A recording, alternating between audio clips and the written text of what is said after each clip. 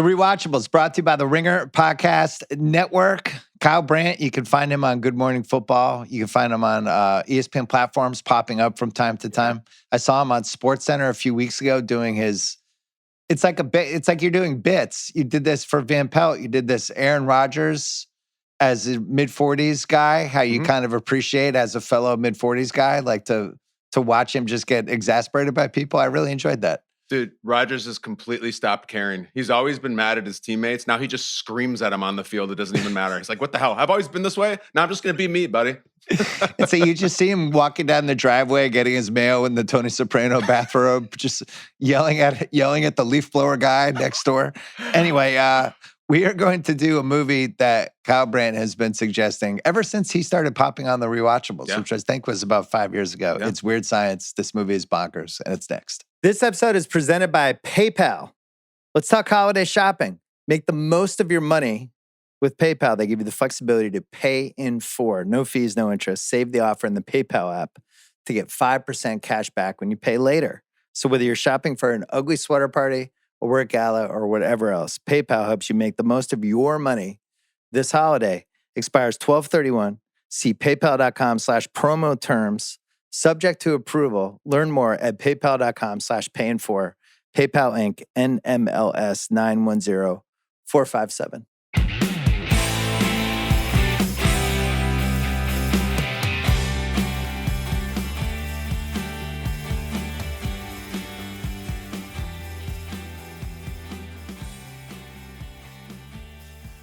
All right, Kyle Brandt. Sheila Benson reviewing this for the Los Angeles Times, who in the same review described Kelly LeBrock as triumphant, which I'd like to agree with, and the film's greatest asset. I would also agree with that.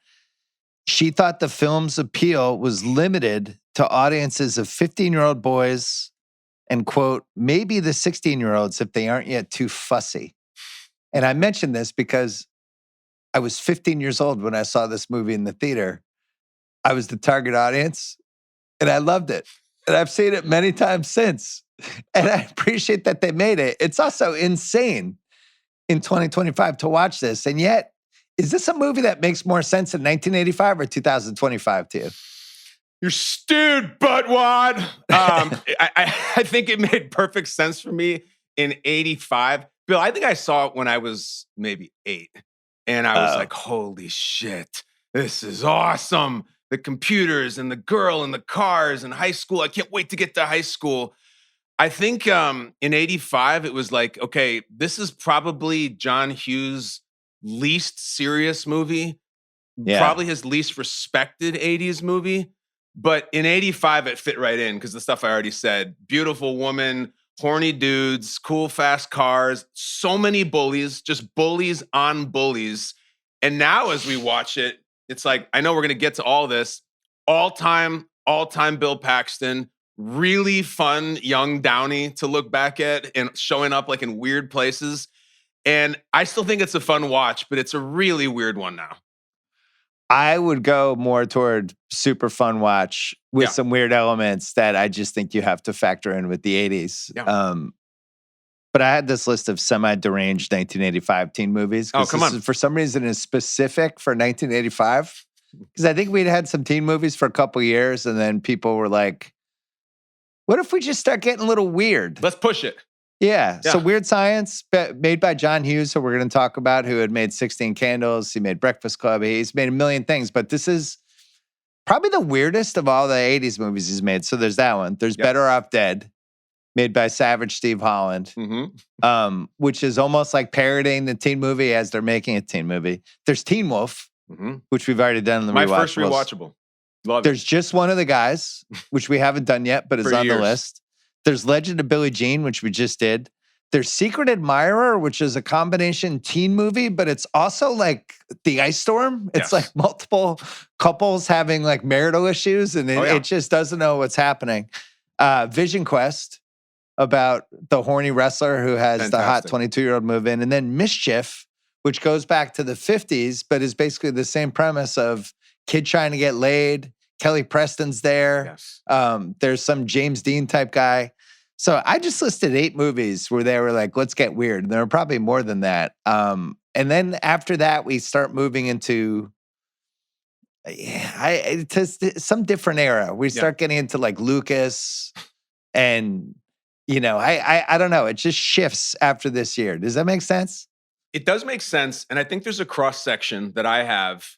I have my own list that really, in the diagram with yours, is perfect for weird science. Like you mentioned the Linda Fiorentino character at Vision Quest, right? So in the 80s, right now at this point, there is a run on mystical, almost magical, beautiful women showing up in movies. And women were getting glamorized so differently then because of MTV and all of the media right now. But just think about this. So before Weird Science, we have Splash, where there's this beautiful mermaid that comes out of the water and loves Tom Right. Hanks. All right. You have Vacation, where like the dorky dad's driving cross country, and oh my God, in a red Ferrari, there's the hottest woman of all time, just keeps appearing magically next to me. A couple years after this, Bill, if you want to talk about how weird it gets, then we're going to Mannequin, where now we're like Andrew McCarthy's fallen in love with a mannequin in an apartment store. Like these magical women who are almost science fiction, but are so beautiful, come and find the dorky guy. And Weird Science was right in the middle of that. It's probably the most well-known one in that regard. And you left out Can't Buy Me Love, which is another version of this, where the guy's Yes. like, what if I used all my lawnmower money for a couple years and bought a fake girlfriend for a couple months? But the premise over and over again in the 80s was just guys trying to get laid. And there's all these different eras for it that are trapped from like 80 to 83, 82 to 85. A big part of this was the high school kids trying to get laid. And it's interesting watching this movie now and seeing all the stuff that spilled into movies from the 2000s. Like, so I feel like, I don't know which was the biggest influence on Superbad, but I think you could make a case it's Weird Science. Agreed. Yeah. And there's the big party scene. Yep. Jonah Hill's character is very similar to the Anthony Michael Hall character. I actually feel like it's almost like it's his son. Bill, But, you're 100% spot on, and I also thought the same thing. This movie ends almost the same way Superbad ends, with the two guys separately going with these girls that they like, and then reconvening at the end, and it being more about their relationship as much as it is their relationship with the girls. You have a crazy party in Superbad. You have an important mall scene in Superbad.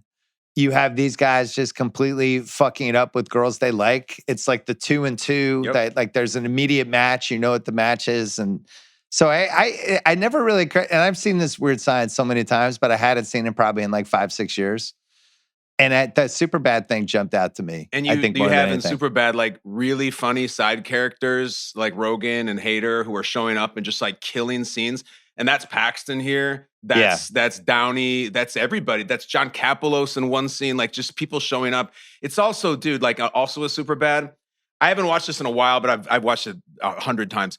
This movie is super quotable. It was one of those things that I say so many of these things that these characters say. Like to this day, if my friend hands me a beer, I'll be like, "Did you spit in this?" You know, like just all the dumb Chet lines. I say all that shit, just like in Superbad.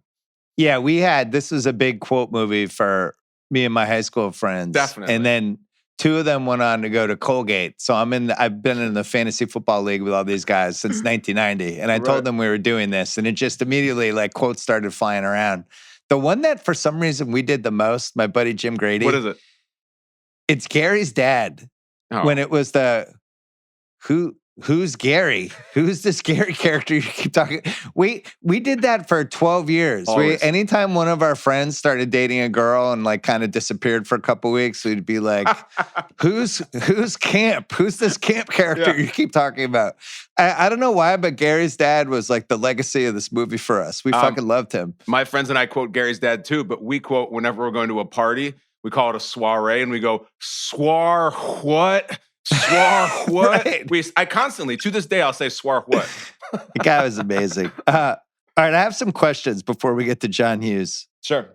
You normally I'd put these in probably unanswerable questions, but I think we have to get into this now because the premise of this movie is these guys create their dream girl from a computer. Sure. Feeding magazine pictures into it, and there's some Frankenstein elements, and there's some lightning, and some things that just made more sense in the 80s than they do now.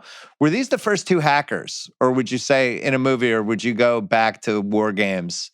Do you count Matthew Broderick's character in War Games as a hacker, or would you say these 2 are the real hackers And did we have a hacker before this? I was thinking about this and I couldn't really come up with one. It's in the details. Like Wyatt and Gary full up set out to hack. Like they're going on the computer to hack, and they're trying to hack into some sort of military thing that I don't understand. I think they're a little bit more premeditated than in war games. But they both end up with a nuclear missile. Like because everything came up nukes in the 80s. It just did.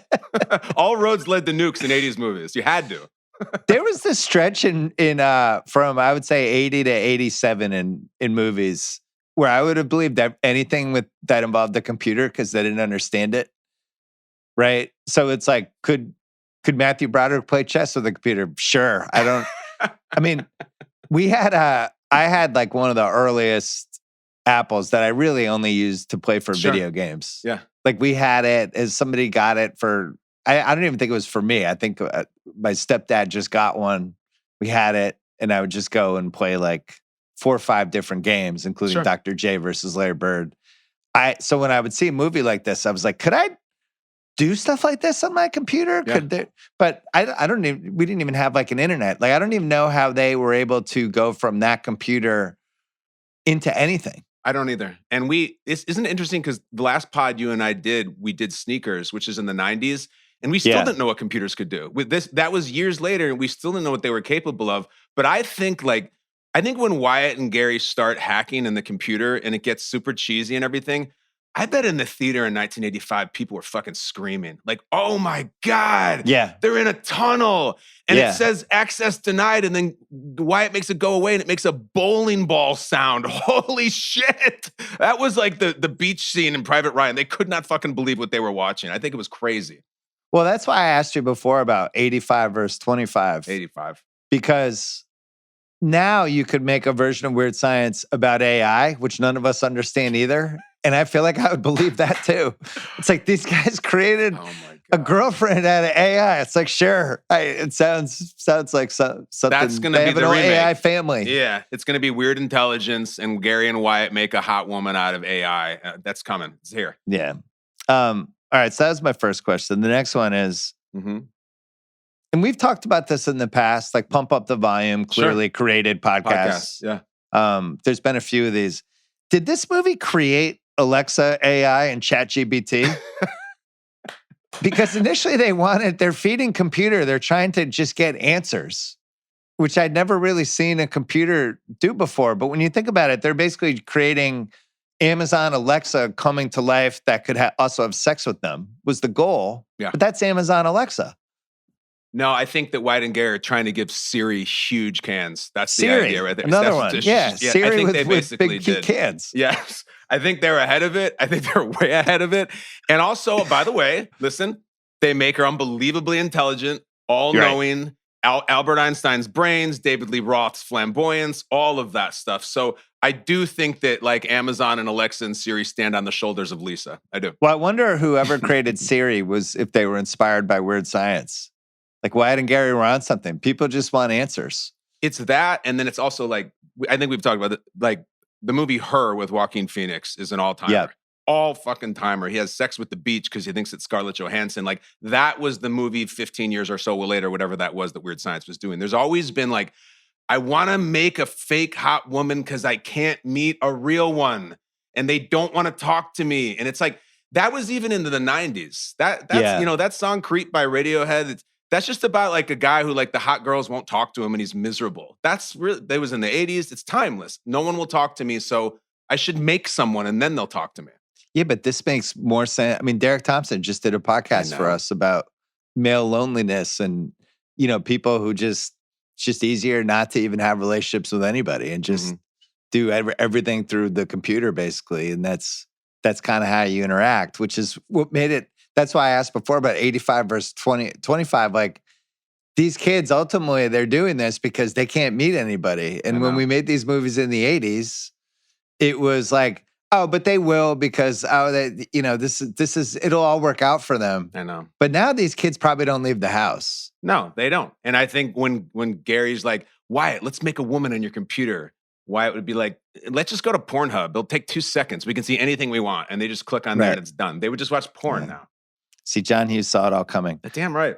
John Hughes, we always do this. I have to just give his 83 to 90 run really quickly. Mr. Mom wrote it. Vacation wrote it. 16 Candles, Breakfast Club. European Vacation wrote that. Weird Science, Pretty in Pink, Ferris Bueller, Some Kind of Wonderful, Planes, Trains, and Automobiles. She's Having a Baby, The Great Outdoors, Uncle Buck, and then wrote Christmas Vacation and wrote Home Alone. Yeah. And it was in 8 years. And it's, I wrote down in my notes here, Hughes and Taylor Sheridan are the two greatest creative forces we've ever had. They're the two people that you could be like, is the limitless drug real? Yes. Did these guys take the limitless drug? Did they find it? Did somebody give it to them? Because there's no other explanation. Also, the Weird Science to me feels heat checky for Hughes too. Like he has already done Pretty in Pink. He has already done Breakfast Club. He does this movie right after Breakfast Club. They came out the same year, about 8 months apart.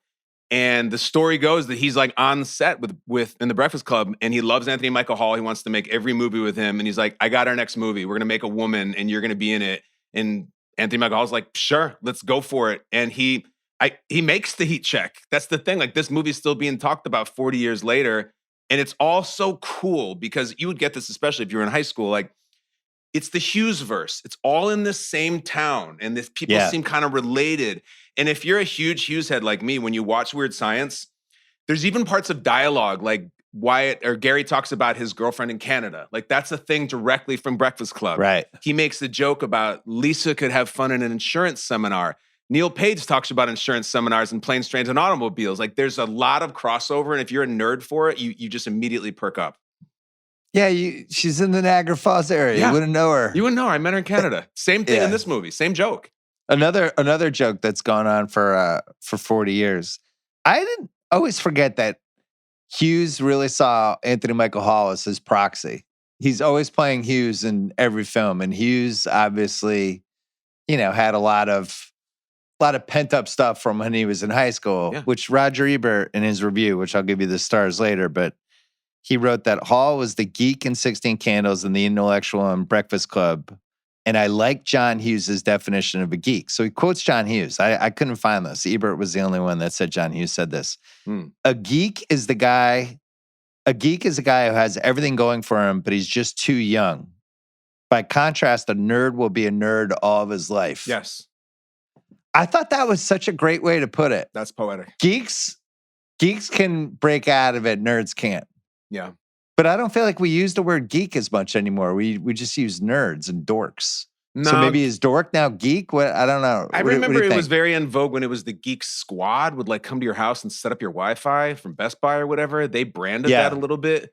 But I always feel like it's, at least now, like nerds are really proud of being a nerd. I've called myself a nerd twice in this podcast. Like, you're a nerd for Lord of the Rings. You're a nerd for Star Wars. It's actually really cool. But in the 80s, I'm not sure that it was. Yeah, we call it nerd culture at The Ringer. Yeah, so nerd became, and geeks kind of bounced out. But, the Anthony Michael Hall character in this movie is a good example, right? He clearly doesn't know how to make the meal yet. Yeah. But he has the tools, and it's going to happen. He's going to go to college and he's going to blossom, and it's all sitting there inside him.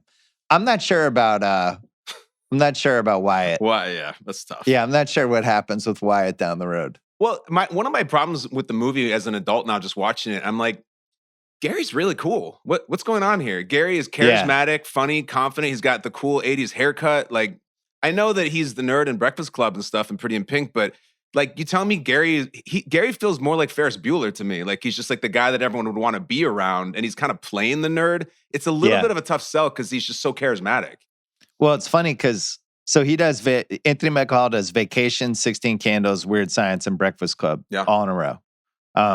And basically in that order, except that they filmed Weird Science and Breakfast Club next to each other. But he comes out of those four, and then they want him to be in Pretty in Pink, and they want him to be in Ferris Bueller. Because Hughes was just like, you're my guy. This is I'm Scorsese and you're De Niro, basically. And he turned down both roles. Now, I understand why he turned down Pretty in Pink, because that was basically Hughes karaoke in a lot of ways. And this is Ducky. This is the John Cryer role. Right. But Ferris, I think, would have been a really good Anthony Michael Hall kind of move for him to kind of move away from the dork side, tap into the Weird Science, like, oh, you're secretly cool, but then actually really be the cool guy. And I think he should have done it. I think it's a big miss for him. He ended up going on SNL and or does he play Cameron? No, he would have been Ferris. Well, Ferris would kill then. Yeah, I mean that's an all-time rule. But you know what? He's like he does that thing you're saying where he's like, I've played the nerd so many times. I got to start being cool. I got to do this. I got to be the jock. And then, as you know, where this leads is he becomes the jock in Johnny Be Good back with Downey. Good. And like, dude, I don't like that movie at all. I think it's boring and bad, and I'm just not into it. Even though it's young Uma Thurman. Yeah, she's just coming out of nowhere, and everybody's like, all right, at least young Uma Thurman's in this, and then everything that happened with her. There's another Anthony Michael Hall thing too, and I'm just going to give him an award early here. The Sasha Jenkins Award for actor. I can't believe didn't become a bigger star. Right. So Stanley Kubrick, for some reason, loved John Hughes movies and loved Hall and Hughes and that connection, and decided he wanted Anthony Michael Hall in Full Metal Jacket and wanted him to be Joker. And they negotiated. I'm not kidding, because I checked this out multiple different ways. They negotiated for over half a year, and then he ended up not doing it, and he went to Modine. Now, on top of this, Anthony Michael Hall joined the cast of SNL for season 11 with Downey. He had a drinking problem. Like, I think he basically became sober by the time he was 18. So he probably had some issues. But man, even if he just comes out of these 4 movies and does Ferris and then Full Metal Jacket, is this like one of the biggest stars of the 80s? Yes. I think with his talent and that role and that director, I think he gets an Academy Award nomination for Full Metal Jacket, especially as Joker. I mean, that's a heavy, heavy part. And then, dude, like his SNL thing is so strange and so intense. Like, first of all, youngest cast member ever, 17 years old to get cast in SNL. 85 is known as like the weird season where they just did a documentary about it, about how weird it was. Yeah. He went away, came back, and then he's like, I'm going to hire Randy Quaid, Anthony Michael Hall, Downey Jr., Damon Wayans is showing up. And then a year later, it's like they were all just gone. It's really, really the strangest season in this history. Craig, will you come into the Zoom for a second? Yo. As somebody who really grew up in the super bad Jonah Hill, that whole universe. What was the difference between Anthony Michael Hall in the mid-'80s and Jonah Hill in the late 2000s that you could see? I think Jonah Hill had an anger to him. Anthony Michael Hall was sweet, and I think a lot of the guys who wanted to get laid in the later movies were angry. Jonah Hill was a yeller, you know? Like, that was what he was best at, is just cussing people out. Anthony Michael Hall, I think, had a sweetness to him that Jonah Hill didn't need. So who was his 2000s doppelganger? Is it more like in the Jason Segel realm? Or it's Michael Cera. Oh. He probably plays Michael Cera in Superbad. So he shows up in Running Man like 20 years later? Johnny Be Good. Like, he doesn't have that edge to him. I think that the Jason Segel is interesting too. Like, it's maybe more like that. Yeah, Segel's a good one too. Segel's very nice. Like, he's like one of the things about the 80s is because we had less stuff going on, you really could get typecast in like a crazy way, right? So he's in these 4 Hughes movies, and at some point you're just like, oh, you're the dork. And that's what leads to the Johnny Be Good move, where he's like, no, not only am I not a dork, I was on SNL, and now I'm playing a quarterback in a high school recruiting movie, which is terrible. Well, and you see it a lot. I mean, a lot of these guys try to bust out of that typecast. Jonah Hill tried to do it himself, where he was like, I'm going drama. I'm going to change the way I look. Like, he completely pivoted. So it happens. Yeah, he didn't want any part of that. And ironically, he did a couple really good things. Like, one of my son's favorite movies is Mid-90s. He loves that movie. And I think that's a really beloved movie that Jonah directed and wrote. Yeah, Moneyball, Wolf of Wall Street, yeah. Yeah, it worked out for him. But my point is, I think it should have worked out for Anthony Michael Hall. Yeah. I think you got to get in that Kubrick movie, dude. You got to get in it. At that point, like, you can't be money, anything. Get in the movie. Take up any part in that movie, and you're set. Well, it seems like he had some hands-on child actor parents. Yeah, I bet. That were like, he can't do Ferris, that he can't do another Hughes movie. It's like, no, he should do Ferris. That movie's going to be a monster. I think it's an interesting choice for him after 16 Candles and Weird Science and Breakfast Club. All of those came out before he was on SNL, I believe, which started in the fall of 85. Yeah. Don't you think that's kind of an odd move for somebody who's essentially like the rising movie star in Hollywood, and he decides to go on Saturday Night Live? Yes. Yeah. Well, I think he was having issues as part of the problem. So, you take a job where you have to work on Saturday nights? I don't know. And I don't think it worked out great for him or Downey. Yeah, it's an interesting career choice. Yeah. Honestly, if you know the strangest thing? 85, the season, the opening sketch of the entire season is Lorne Michaels giving the cast a drug test, like a wink, wink, wink, like we've had some problems, and it was really frowned upon, and it's like erased from the internet now. You can't find it anymore. Oh, really? Yes.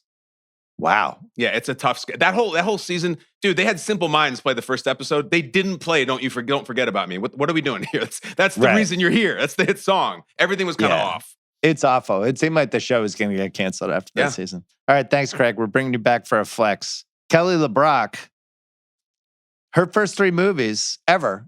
This is her IMDb. Woman in Red with Gene Wilder, Weird Science, and Hard to Kill, which we've already done in the Rewatchables. Married to our beloved Steven Seagal, who's kind of our spirit animal, Kyle and I. She was married to Steven Seagal? Yeah. Kelly LeBrock, buddy. I don't think I knew that. Buckle up, God. buddy. This changes everything. Buckle up, Craig. All right, so Bill, should we talk about it? Yeah, let's do it. Okay. So she does this movie.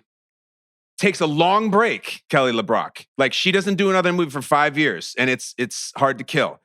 She meets Steven Seagal around 87 when he's going from like stunt trainer right above. Earlier, 86. 86. All right. So he's going to do Above the Law. He's not a movie star yet. She meets him. They fall in love. Craig, they got kids together. They were married for over a decade. This was a bona fide like Hollywood power couple for over a decade. And she's like, I don't know. He was mystical and all-knowing and kind, and I was just in a vulnerable place. And that's love. She's like, I saw him run, and I knew. Once I saw him jogging. I heard he shit his pants on set. I have a theory, actually, that I'm trying to think about it. How did this movie, Doing Weird Science, lead to her marrying Steven Seagal? And my theory is that she has to play like a perfect person, and like that's tough to get over. So she's like, I think in my dating life, I'm going to meet someone who actually thinks they are a perfect person, and maybe they can identify with me. And then she met Steven. She's like, you're the guy I'm looking for. And that's how it worked. It's a great theory. I think there's a counter theory that she might have just had terrible taste in men. Oh, yeah, that's strong. That's strong. Clearly. She's talking to her friends. They're like, so who have you been hanging out with the last couple weeks? And she goes, well, there's this guy who teaches martial arts for a couple CIA agents that they're trying to turn into a movie star. He's got a ponytail. He's mystical. And he's just an enormous asshole, and I can't get enough of him. Well, don't go on a date with him to Runyon Canyon, because he'll probably jog, and then you'll throw up and leave. Don't do that. Don't watch him run. If you listen to this guy talk for 15 minutes, you'll hit your head against the wall. I can't get enough. So the two lost actresses of the 80s for falling in love were her and Phoebe Cates. Oh, yeah. Because Phoebe Cates was on a run, met Kevin Kline, and was just like, hey, cool, I love Kevin Kline. I'm going to do a family. That's the happy version of this. Yeah. This is the more depressing version where she ends up trying to raise a family with Seagal, only makes the one movie come back for Hard to Kill, which we've already done, which is one of the funniest action movies ever. And I don't know. And there's a John Hughes documentary where she said in Weird Science, she plays Mary Poppins with breasts, which I thought was a good way to describe the character. She's the best part of the movie. It's actually a really cool character, and it's not what you think the character is going to be. She's created not to have sex with these dudes, but to actually make them better people. And they kind of are better people by the end of this movie. Like, mission accomplished, I guess. I got some thoughts on that later. But Kelly LeBrock is good in this movie, up to and including the final scene where she's full on tearing up and crying as she says goodbye to the boys. It's her second movie ever. She's very, very talented. And I have to say, any interview I've ever seen with her, she seems like a really cool lady. Charismatic, witty. She busts balls. I like her. Yeah, like 10 years later, 11 years later, she's probably the Elizabeth Hurley part in Austin Powers. Mm-hmm. And probably has this whole another one. Late 90s run. But anyway, this was based on the 1951 pre-comics code comic Made of the Future by Al Feldstein. You probably don't have that one. I do not. $7.5 million budget. It made $38.9 million. Let's go. Partly because everybody who was in high school went to it, including me. Roger Ebert, 3 stars. Fuck yeah. Coming off a really tough Raj last week. Oh, for Snake Eyes? Yeah, they gave it the 1 star for Snake Eyes. It's tough. That's a spite rating. We worked it out with Raj. He said, Weird Science combines 2 great traditions in popular entertainment: inflamed male teenage fantasies and Frankenstein's monster. Then it crosses them with a new myth, that of the teenage computer geniuses who lock themselves in their bedrooms, hunch over their computer keyboards, and write programs that can change the universe. Raj. Yeah. Saw I never the future coming. met Roger Ebert, but I'd venture to guess that there's a point in his life he wished he could have made a woman. And I get it, you know. I think he might have wanted that. No question. And he said Kelly LeBrock is wonderful as the fantasy woman. The film was funnier, a little deeper than the predictable story it might have been. So there you go. Okay. It's time to get into our favorite segment, the most rewatchable scene, which today is brought to you by PayPal. From now through December 8th, you can get 20% cash back when you pay in 4 with PayPal. No fees, no interest. Save the offer in the app now. Okay. I love the opening credits. So do I. Awesome. I love being in the gym. I love the geekdom. You know the pants pull is coming. We get the proper, a lot of horniness in gyms in the 80s. I don't know if that's carried over. Now it's like a place you get a staph infection. Yeah. Also, like, that gym thing brings back gym uniforms where in the middle of your school day, we would just all go and change out of our clothes together. And then the girls would do it. And then sometimes you'd have to shower together. It's a really, really strange thing to look back on that I had not thought about in a long time. Just straight up stripping down after 4th period in the middle of school every day. Then stripping back up. Yeah. Well, that goes, we get the cheer. Then we go right into the theme song. I know. Let's go. Which I have multiple categories to talk about the theme song. I know later. you do. All right, so that's one. Second one, they create the girl on the computer. Anything bigger than a handful. I thought just great job, guys. I wanted to live. You wanted to breathe. You wanted to aerobicize. There's a couple of nice touches in here that are very mid-'80s. There's a trunk with a lock that has a bunch of Playboys and penthouses in it. Oh, yeah. Just let me tell you something. I had a few friends. I was not one of those friends, but I had a few friends with the trunk. They wear bras in their heads. And then in a really good special effects scene, they create Kelly LeBrock, which I'm going to have to give the OK Motherfucker Award for the exact moment when this movie goes up a notch. It's fucking crazy. Like really good special effects. How were we able to do this in 1985? Fantastic. And so many things. This movie moves so fucking fast that they are already creating Lisa at the 8-minute mark of the movie.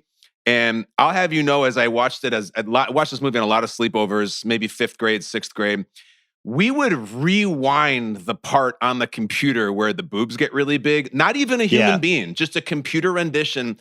And I think it's important that we've revisited this topic a few times over the years.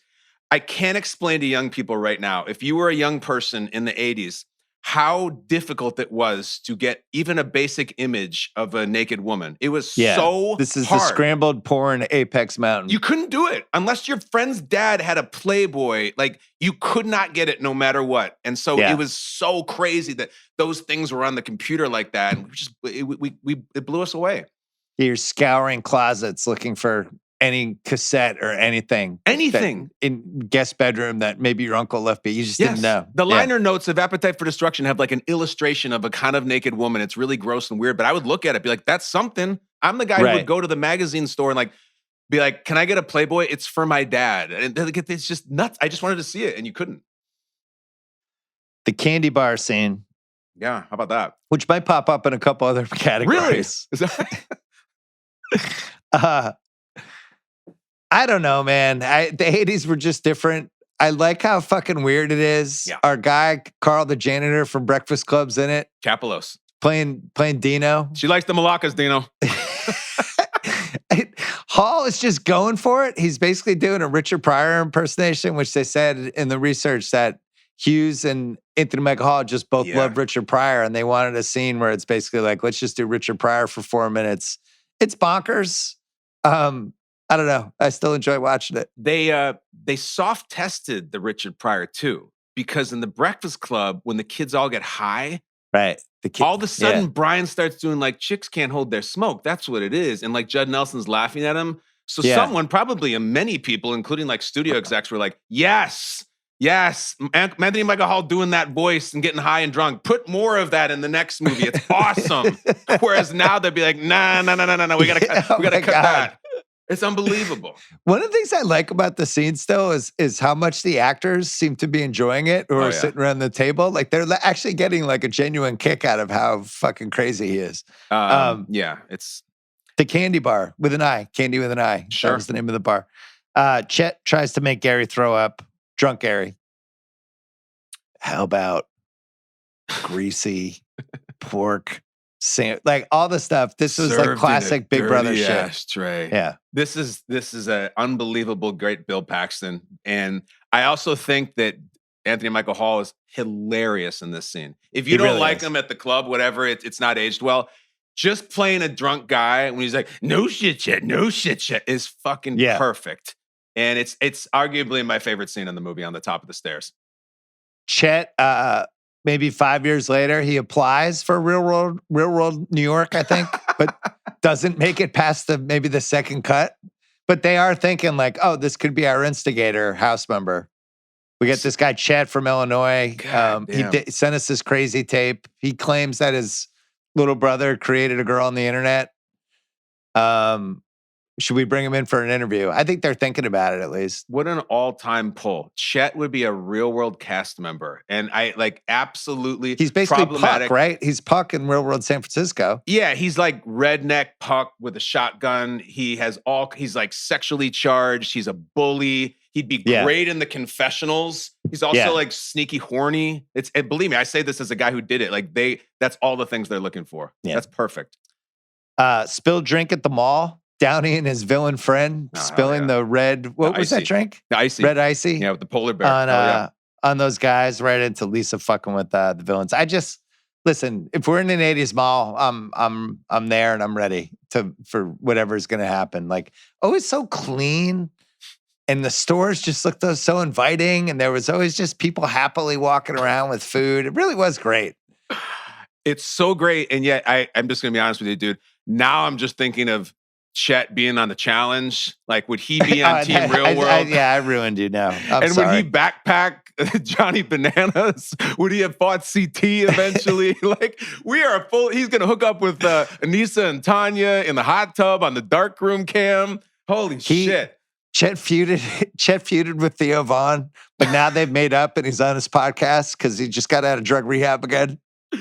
And him and Mark Long now, they kind of just run the industry and they're looked at as the godfathers of the post-Real Worlders, and you see them around and they're good dudes. And Chet has long hair now. Awesome. You know, I guess we've never talked about this. The fork in the road of your career where you decided to go into sports media, but you really could have done the challenge for like 20 years. I got asked many, many, many times. You played football in college. Like you would have been one of the guys. There would have been specific things that would have been amazing for you. I always said no. And then every once in a while when I would get a little itch, like, you know, I'm 28 now. I'm like, what the hell am I doing? I'll go on down to Mexico and try to win a Wave Runner or a Saturn. Every time I'd get the itch, I would see one of the promos for like this season on the challenge. And holy shit, it's like guys in bandanas punching each other and like triple kisses in the night vision. I'm like, I think I'm past that in my life, man. I think I'm out. And I would just pass. I think it was a great move. Thank you. Next rewatchable scene, Lisa meets Gary's parents. Oh, here we go. There's so many great parts of this scene. I like when she explains what's in the party. School? Do I look like I'm in high school? The best. There's going to be sex, drugs, rock and roll, chips, dips, chains, whips. She outs Gary for jerking off in the bathroom. Gary, you told me you were combing your hair. And then Gary's dad just basically having his memory erased. It's just a tour de force. One of the strangest thing is that I never have before or heard referred to it as tossing off. Is that a British term because she's English? Is that something people say? It's a British thing. Okay. Yeah, it's a tossing off. I'm glad we're talking this though, because we've talked about Weird Science briefly in a couple of previous pods. When I said Daniel Rudiger has masturbated more than any character in movie history ever, we started putting a crew together. And we got Joel Goodson. You immediately are like, oh, don't forget about Wyatt and Gary. They're definitely first ballot. Yeah. They're in for sure. Vision Quest is in for sure. And we're taking I put Carl, River Phoenix from Sneakers. He's in the Hall of Fame as well, the Horny Hall of Fame. First ballot.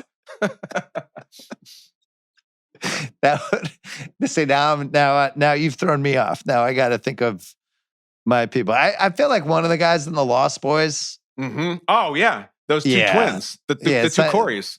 Yeah, just thinking about the sax guy. Yes, for sure. And I'm talking. This is non-incarcerated version. So like multiple MIGs doesn't count. Andy Dufresne in the hole doesn't count. You can't be incarcerated, be in the hall. That's like using PEDs. But the Hall of Fame is named after MIGs. I mean, I think that's only fair. The multiple MIGs. The multiple MIGs. That's why they call them multiple. Yeah. Second creation attempt at the party. It's like, come on, guys. These 80s ones, these 80s teen movies always had to have the moment where popularity made our leads lose their minds. Yes. And it's like Downey and his buddy, it's, we can be friends. And they just kind of lose it. And all of a sudden they're trying to create a second Kelly LeBrock and they fuck it up. Chet confronts everyone in the blue kitchen when he comes back. The grandparents in the closet are it's still funny 40 years later. There's a lot of good stuff in this. And then the ending where they say goodbye to the girls, general public's tenderness kicks in. Yep. And Chet turns into a toad. Really satisfying ending. Then just completely ripped off by Superbad. Superbad, heavily inspired by it. We keep mentioning, notice how when you're doing the most watchable scenes, most of them involve Chet. Chet is in this movie for like 3 scenes. He takes an hour away from the movie right in the middle of it. And it's not even a very long movie. But I think the best Weird Science is when he's on screen. And I love LeBrock in this, and I love Anthony Michael Hall. This, to me, every time Chet's on, I'm not turning away. What do you have for most rewatchable? Chet on the stairs trying to make drunk Gary throw up? I mean, the height of the party when everything's going wrong and the magic is taking over is really fun because the soundtrack's going. But I think, like, you're absolutely right, Chet. You're absolutely right. It's just when the booze hounds return. It's every line is quotable, and that's my favorite part, top of the stairs. It's the most rewatchable scene. My personal one is still Gary's dad. Fucking for a lot of personal reasons. Great. Today's edition of the most rewatchable scene brought to you by PayPal. From now through December 8th, you can get 20% cash back when you pay in full with PayPal. No fees, no interest. Save the offer in the app now. So whether it's the must-have toy or tiered cheese board, PayPal helps you make the most of your money this holiday. Expires December 8th. See paypal.com/promo terms subject to approval. Learn more at paypal.com/paying4. PayPal Inc. NMLS 910457. We'll take a break, come back with the rest. This episode is brought to you by State Farm. Life's full of decisions, big and small. Sometimes you can make one that you really stand behind, like the Rewatchables. We felt like there was an opening in 2017 for a podcast directly devoted to movies because we had done it on the BS podcast in 2015. We did a 20th anniversary podcast about Heat, and it felt like that was an idea for a bigger podcast. We stuck to our guns. State Farm gets it. Making confident choices can make all the difference. That's why with the State Farm personal price plan, you can choose the right amount of coverage to help create an affordable price for you. Talk to a State Farm agent today to learn how you can choose to bundle and save with the personal price plan. Like a good neighbor, State Farm is there. Prices are based on rating plans that vary by state. Coverage options are selected by the customer. Availability, amount of discounts and savings, and eligibility vary by state. All right, this will be a fun category, Kyle Brandt. Yeah. What's the most 1985 thing about this movie? And there are a million choices. I'll let you go first. I have like 6. I'll go with the headliner. We already talked about it. The computer hacking sequence when they're navigating through this labyrinth of electronic stuff and like E = MC squared is floating around and there's atoms. And then we immediately go to Dave TV from David Lee Roth. Like that is everything that was going on then. I don't know how to beat it. Yeah, I would add tweak to that. Everything you said, plus believing you could create a hot girl out of your computer in 1985 is the most 1985 thing about this movie. A couple other ones. The title song being written and performed by Oingo Boingo. That literally had to happen in 1985. From my heart and from my hand, why don't people understand? I have to tell you, Stu, about that song. So Elfman, like not a fan. He's kind of disavowed it, which is really annoying. He's this prolific score writer for movies for years and years, but like, he will give interviews where he's like, yeah, that video was ridiculous. And the best thing that happened to that song with Elfman was that it landed on an episode of Beavis and Butthead. And Butthead's like, why didn't they let this guy back in Duran Duran? And Beavis goes, because he sucks. And it's so awesome. Because I like that song. I remember that. I like it too. Wyatt's posters, you got a couple looks at them. There's some Depeche Mode. There's Aha. There's Human League. Yep. It's just like we're right into the vortex of alternative music in the 84. I don't know why the Smiths weren't on there. No. Guess maybe he wasn't a Smiths guy. Maybe Morrissey wasn't resonating. Trunk Full of Playboys, we mentioned. Mm-hmm. David Lee Roth, you mentioned. This is like, there's an 18-month window where it made sense to have David Lee Roth in your movie. And then by 86, it's over. It'd be like, why is he in this? But in 85, it made sense. And then the movie closes with General Public Tenderness, which, beautiful. You know, by 85, that was probably the last year you could have done that, but it's really nice. Okay, we rarely get to hand out this award, and especially with you here. What do you got? The Steven Seagal shitting on himself award for most unbelievable anecdote from the actual film shoot. So I just got this right from the internet. What do you got? In an interview with Howard Stern, Robert Downey Jr. cleared up the rumors that he defecated in Kelly LeBrock's trailer. This is perfect. It's right on the nose. Best one we've ever had. He said that him and his villain buddy, who was played by Robert Russler, they would joke about defecating in people's trailers throughout the shoot. He admitted they eventually did it in one female cast member's trailer, but it was not Kelly LeBrock. John Hughes questioned everyone in the cast who did it, and when he got to Downey, he replied, quote, "No, but I sure wish it was me who did it." But he admitted he did it, but they didn't say who the cast member was. This is an actual story that's on the internet. Not the like best Seagal we've handed out. That's by far. I mean, if Downey's not careful, it'd be a Robert Downey shit and Kelly LeBrock's trainer award for a most unbelievable. That's nuts. Right. So he's like, oh yeah, we definitely took a dump in someone's trailer. It just wasn't Lisa's. What? Shit, man. Yeah, it was one of the other female cast members. But he had the just over and over again, just be like, yeah, I was pretty fucked up back then. It's doing a lot of bad things. Imagine that cast member getting back to her trailer after a hard day's shooting. It's a tough one. It didn't specify. Was it in the toilet? Was it on the floor? Like, what was it? I would think you do it on the floor. Otherwise, what's the point? If you're trying to prank him, you just do it on the floor. You shit on my trailer, man. You shit on my trailer. What's aged the best? You mentioned this movie was filmed at the same high school as The Breakfast Club and was actually called Shermer High School. Yeah. Which goes back to your John Hughes universe. What else do you have for what's aged the best? I mean, just Downey in general. Like, if you're an Iron Man guy, you got to watch this movie. It's so surreal to see him. He's so young. He did this at the time. It's so interesting. At the time, he's dating Sarah Jessica Parker, who had just done Footloose and who's doing Girls Just Want to Have Fun. Then he did SNL. He's doing Back to School. And 5 years later, he's getting an Oscar nomination for playing Charlie Chaplin, this dickhead in this movie. And LeBrock has said, she's like, I get asked all the time, what was it like having Robert Downey Jr. on set? And she's like, whatever. He was just some guy. I didn't even think about him at all. But it's so fun to watch him in this. I had that in What's Aged the Best too. Just this specific mid-'80s Robert Downey, because the Back to School and this character are very similar. Yeah. Right? Even from a hairstyle standpoint. Yes. SNL, he kind of had the same vibe. And it was like, what is this guy? What's going on here? Do you think he pops in this movie? Would you watch this and ooh, that guy's got something?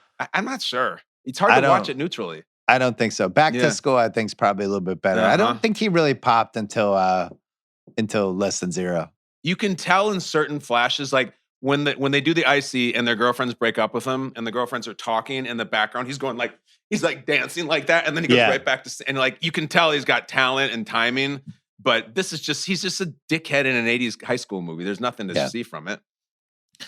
I thought the special effects aged pretty well from a 1985 standpoint. Yeah. The stuff going up the chimney and that's nuts. The party scene, the living room, the stuff moving around. It's pretty good. It's Poltergeist. Yes.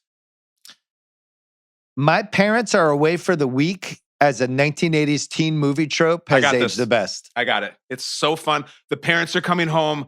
Holy shit, I'm going to get in trouble. We got to clean up and we got to get all the stuff. It's Adventures in Babysitting, Risky Business. The whole movie is about that. And this movie, when they're magically cleaning up everything and the parents walk in, and at the last second, that little end table is just sliding into place. It has you on the edge of your seat. It's always good. My parents are going to find out we had a party and I got to clean up. I love it. Well, what's funny is this also goes on What's Aged the Worst, because now you would have Ring cameras and security stuff. And if I went away with my wife for a couple of days, I would just be constantly looking at our outdoor, making sure nobody's coming in and texting my my son and checking him out on Life 360. Like, you're not throwing a party at my house when I'm not here. Sorry. Dude, you're all over it. We just had Halloween. We had 5 or 6 kids who I know ding dong ditch us. I'd see him a few days later. I'd be like, hey, Devin, look at you. I got you on my camera, you little shit. Look at you. And he'd be like, oh, no. Like, we just busted them all. Kyle. You can't do any of it. Yeah. Like, sorry, Mr. Brandt. What's aged the best? Wyatt's grandparents just being frozen in the closet is so fucking funny. I don't know who thought of that, but congratulations to that person. Do you think they're having a good time now? Catatonic in a closet? Every time I laugh. Couple more. They made a TV series in the mid-90s with Vanessa Angel as Lisa during her Apex Mountain when she was in Dumb and Dumber and then the Weird Science TV show. I never watched it. I don't know if you were I don't know. focused on Not it only at did all. I never see an episode, I don't know anyone who's ever seen an episode, but Bill, apparently it was a very successful show. It went on for years. 88 episodes. Good for them. I couldn't tell you what channel it was on. I think it was on USA, I think. Okay. But I'm not totally sure because I never watched it.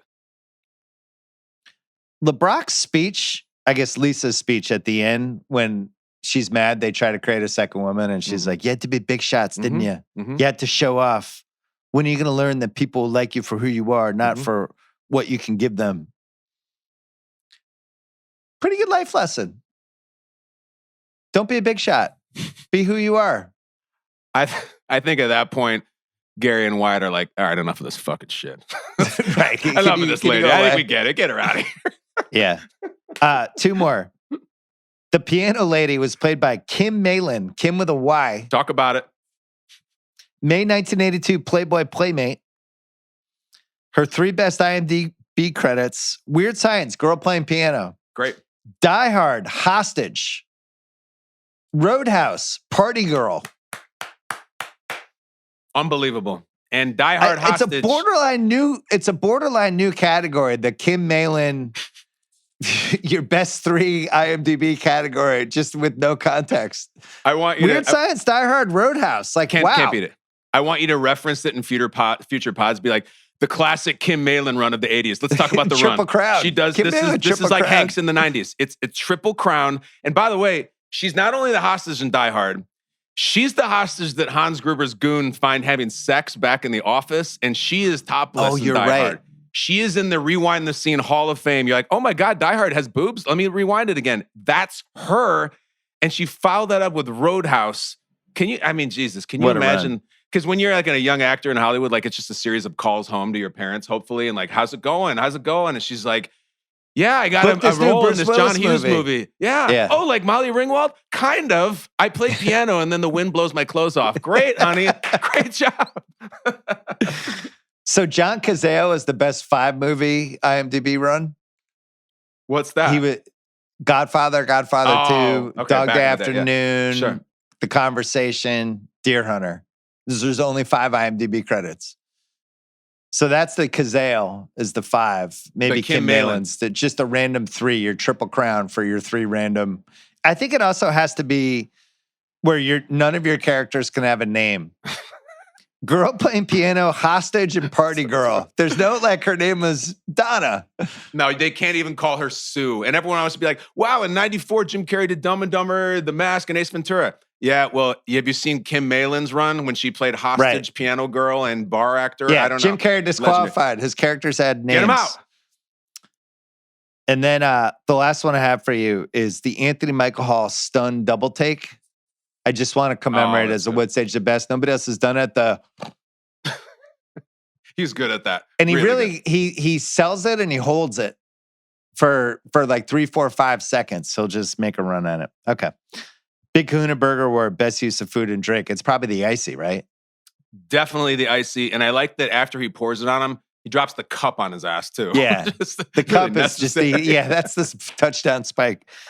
Great Shot Gordo Award for most cinematic shot. Would you go with the shower combo when they're talking about the girls are getting ready and Hughes does the close-ups of the 2 of them back and forth? I like how he does that. He's showing off there, but to the life of me, I can't understand how they got Kim Malin to launch out of the chimney and come all the way down into the pond that she lands in or something. And then she's sideways while her clothes are being blown off. That was like some Tenet shit. Like, I don't know what they were doing. It's Christopher Nolan. Yeah. Was that like 14-year-old Chris Nolan shooting that?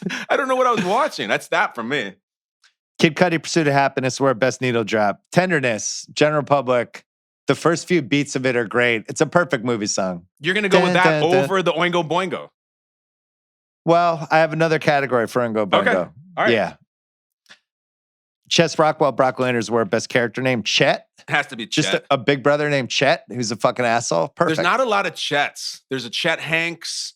There's Chet. So like, Chet Holmgren brought it back. Chet Holmgren. But is there like a nice, conscientious, down-to-earth character ever named Chet? Like, you know what you're getting with the Chet. It's perfect. I got to be honest, the Chad, Chet, Chaz universe is pretty grim. I think Cousin Trent wants in on that too.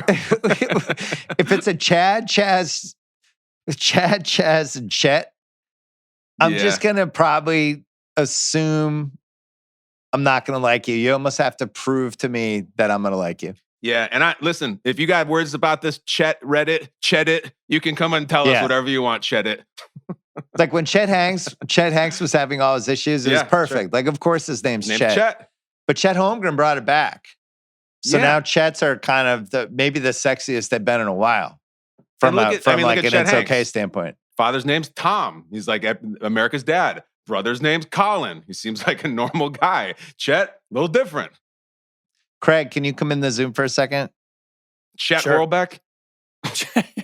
Chet, Chaz, Chad. What are your immediate reactions? The worst guy in the frat. Yeah. It's brutal. I don't know how you power rank them. If you had to name your child one of those three, which one would you pick? Yeah, Craig might have kids soon. Like, those three names are off the table, I'm guessing.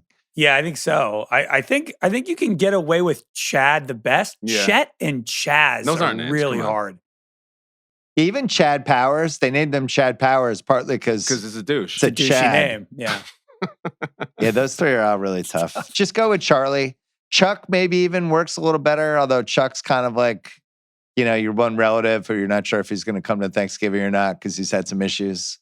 There's a really old Andy Samberg stand-up bit where if you go to the country of Chad, it's just like a white asshole sitting there being like, "What's up, man? You want a Snapple? I'm gonna put the PlayStation going." Named Chad. Isn't there a whole Pete Davidson thing as well? Isn't his character named Chad? I don't know.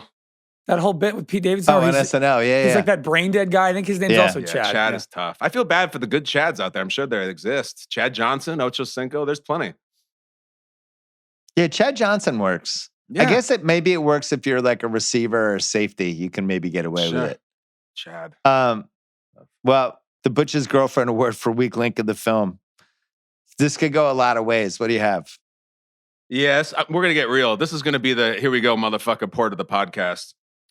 I just got to shoot straight here. All right, so you got these super horny kids, and they make a super hot woman. And there's no fucking action here? What are we doing? What? We made a hot big sister?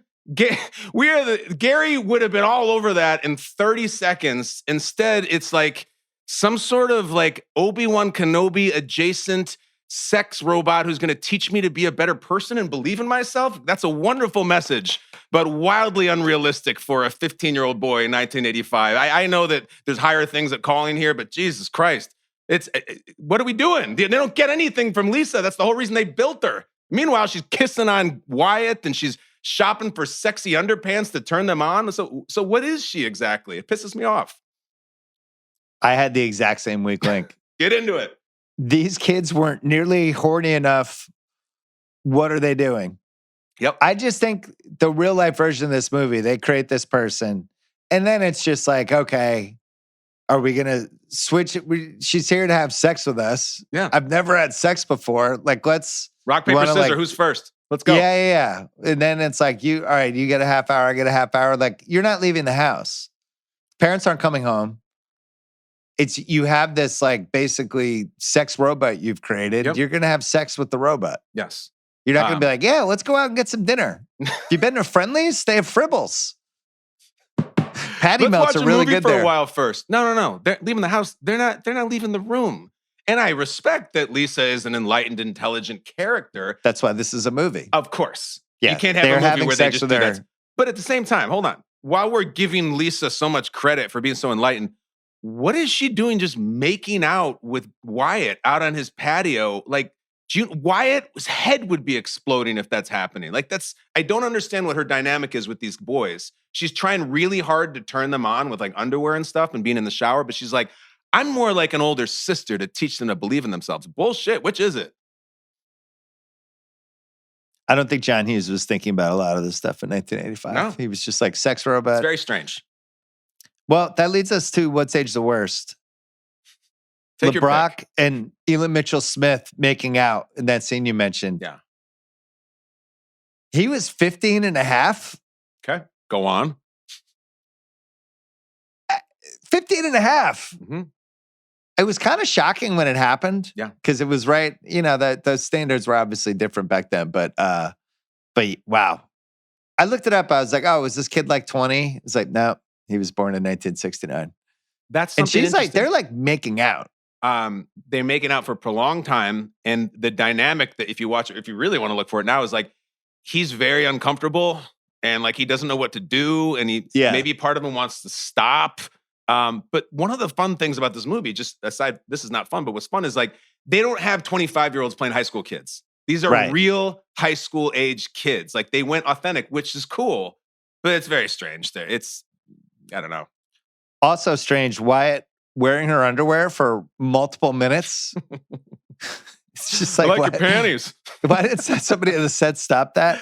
There's some gay slurs in this movie we have to mention. That there's some... Sure.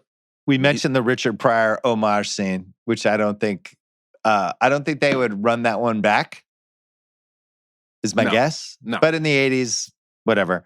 I also had Naming Your Dream Girl Lisa.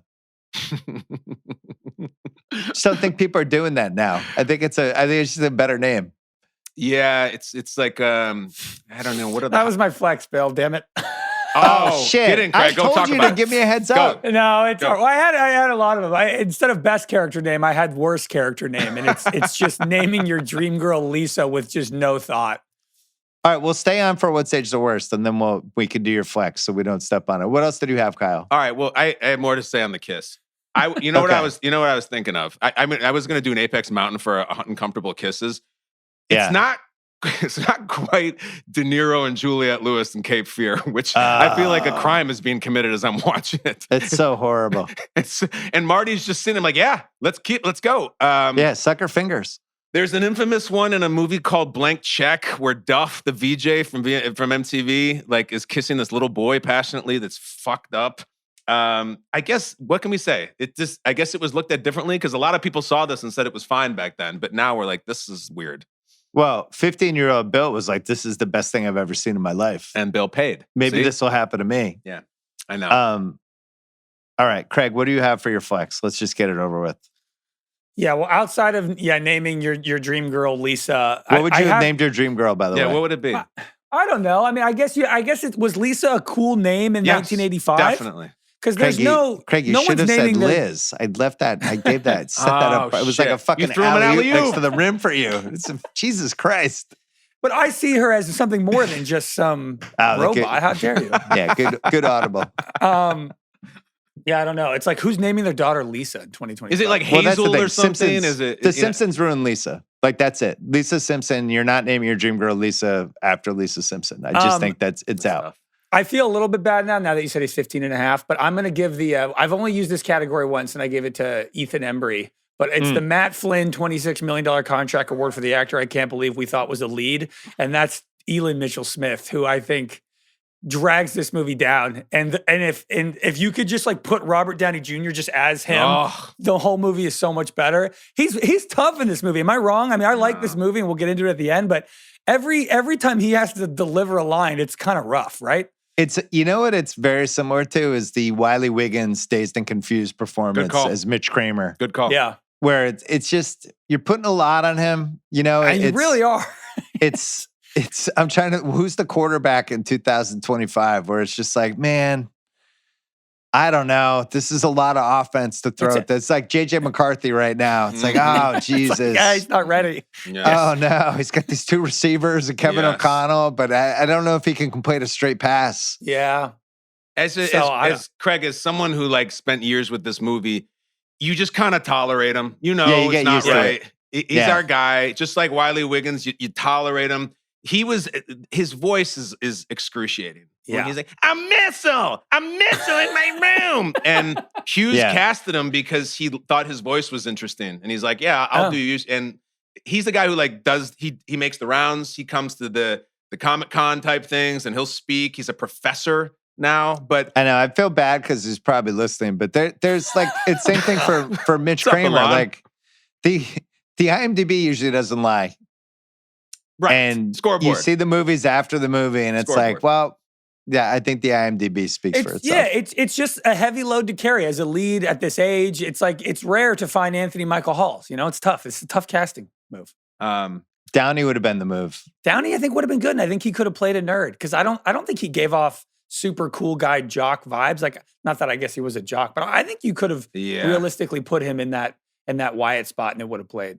Wow, this movie has a completely different shelf life if it's Downey and Michael Hall as the two stars. And they're after Iron Man, this movie vaults into some different stratosphere. And those two are like lifelong friends. Like Anthony Michael Hall's the godfather of Downey's kid. Like that would have been I mean, they reunited in stupid ass Johnny Be Good Again, which we're talking about. But that's a great call. Bill, I want to give one more What's Age the Worst because this is pretty important.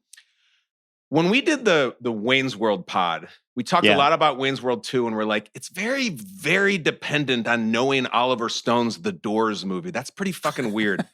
If you watch this movie and are not familiar with The Road Warrior, which is like the sequel to Mad Max, that's a great point. What the fucking hell is going on here with these guys on the motorcycles? I am lost. It's very strange.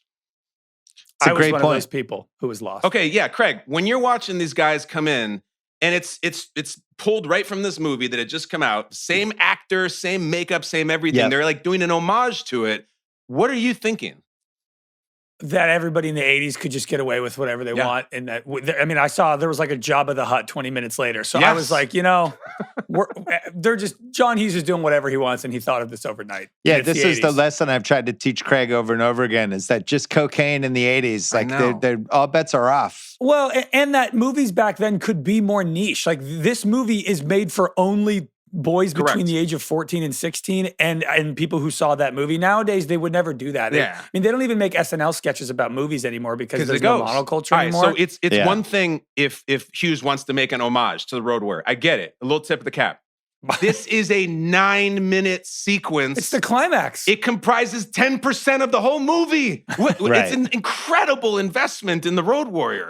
It's a good time to make popcorn, too. Jesus. And it's our guy, Vernon Wells. Oh, yeah. From Commando. It's awesome.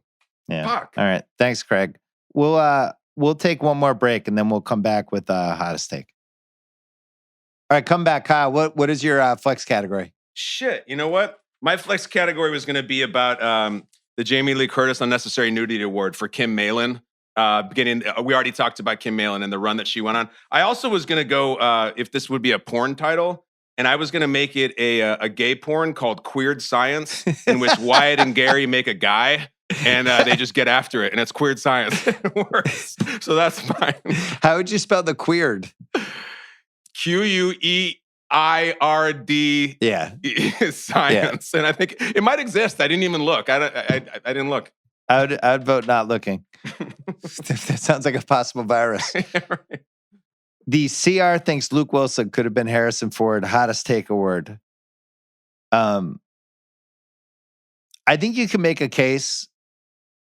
This is the best 80s movie theme song that actually has the title in the song. Oh, I love this. For the purposes of the song. So I had 6. What else you got? And all of them have a case. And Weird Science is one of them. St. Elmo's Fire. Yeah. John Parr. I can feel the fire burning. It's a great one. But it doesn't really work the plot into it. So just keep that in mind. Footloose. That's got to be the GOAT, right? That's tough to beat. Well, I'm going to try to make the case for go on. Weird Science. I'll help you. But Footloose Everybody's got footloose, got and a footloose. it ties into the plot. Like it's a good one. It's a good candidate. Purple Rain. So Purple Rain is like intimately into the end of the movie. Yes, right. This is a great list. But I don't really know what the Purple Rain was compared to what I just watched in the movie. It's basically just like he came up with this awesome song that Wendy and Lisa wrote for him. And then he's like, Purple Rain, but it didn't really advance the plot. It's just basically him kicking ass with a song. Ghostbusters. Ray Parker Jr. Now that does work. That does work the plot into it. Who are you going to call? Ghostbusters. Yeah. I just don't think it's a good song. And then the last one is we're going stealth. Against All Odds. Oh. Which is CR and I have circled it a couple times for the rewatchables. I think we might be the only ones that like it. But it's got Phil Collins and it's got Jeff Bridges and Rachel Ward and they're in love and it's against the odds. So those would be my 6. So basically in the finals, I'd have Footloose against Weird Science. This is so great. I love that you and CR are circling Against All Odds. Was there not a song called Proof of Life in that movie? They didn't do one? No, they didn't. They should have. It was sitting right there. The Killers could have done it. Listen, I'm trying to think like the Purple Rain. The legacy for me is just Prince playing that at the Super Bowl halftime in Miami and it's raining. Like I think of it more than the movie. Ray Parker Jr. is a full phenomenon. Like it's that song. It's pretty good. I did consider it. So here's my case for Weird Science. Hughes clearly told Oingo Boingo, yes, I'm making this movie.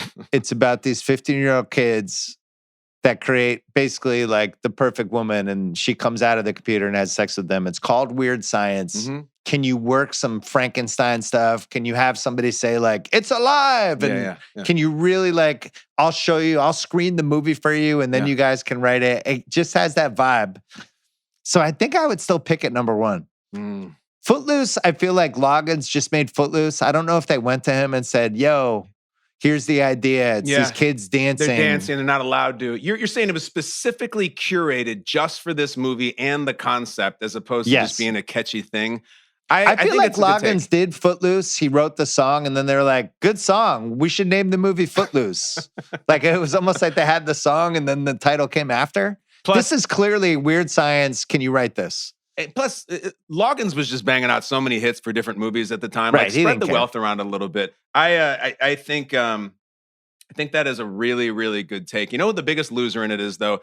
Thomas Dolby, who 2 years later did She Blinded Me with Science. He was like, God damn it, I had the Science song, right? He was right there. He had to have been furious. What's your hottest take? My hottest take, Lisa sucks. That's my take. And I'll tell you why. Right out of the fucking gates, she takes them to this terrible bar where they're totally uncomfortable at, stands by while Gary's coerced into drinking, then lets Wyatt drink and drive home. She's constantly teasing them sexually, including buying underwear just to turn them on. They don't want that fucking party. Wyatt says it 100 times. I don't want this party. They're not my friends. She's like, no, you're going to have a party. She pulls a gun on Gary's dad, which Gary is really pissed off about. Then she makes Gary's dad permanently forget that his son exists. And then at the end of it, she's just like, I gotta go. I have to leave. Why? Why the fuck do you have to leave? And she just walks away. You left out the biker gang. Yeah. Oh, the fucking biker gang. And you left out, she puts the grandparents in the closet. These poor people just wanted to see their grandson. You're exactly right. And those girlfriends she got him, they're gone the next fucking day. They're not sticking around. And she turned Chet into a toad. Yes. So I think Lisa, like, is she that great? Like, what exactly does she do for them? Because there's a lot of shit that she does wrong. And Lisa sucks. I don't care. Yeah, there should have been. It's a pretty good one. By the way, I guess the counter would be she made them better people. For 10 minutes. And by the way, awful preachy that they decided to try to make another girl. Like, why can't we decide? We can make you disappear too. She's trying to lecture them and condescend them. Like, they made you. They can make another one. I like her. It's pretty good. Casting what ifs. Initially, Kelly Emberg, a model who had been in Sports Illustrated, was cast as Lisa, left after 2 days for creative differences. Was not able to find out anything on the internets about that. She, all I know about Kelly Emberg, she was an SI model and had a kid with Rod Stewart in the 80s, but they didn't get married. And then she sued him for palimony. Those are good nuggets. Yeah. Also auditioning for the part of Lisa and not getting it Demi Moore. Let's go. Too young, probably at that point. She's like 20.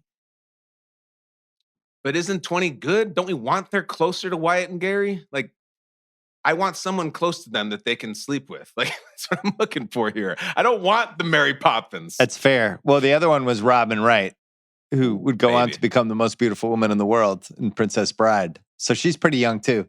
Both of them were soap opera actresses who were like 18, 19 range. So yeah, so it works from a closer to the age, more realistic, but I'm not sure that's what Hughes wanted. Robin Wright's coming off Santa Barbara, just absolutely yeah. Princess Bride's 87.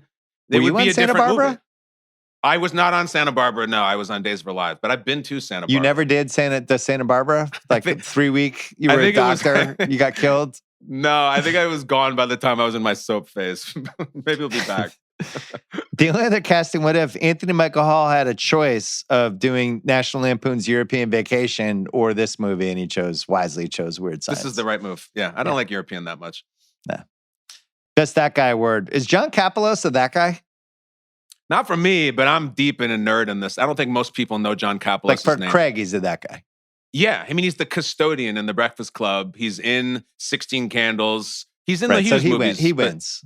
He wins. Yeah, I mean, it's either him or your guy Gary's dad, Britt Leach as Gary's dad. He is a good that guy because I don't even know where I know him from. Where was he from? Leach, was he a Terminator?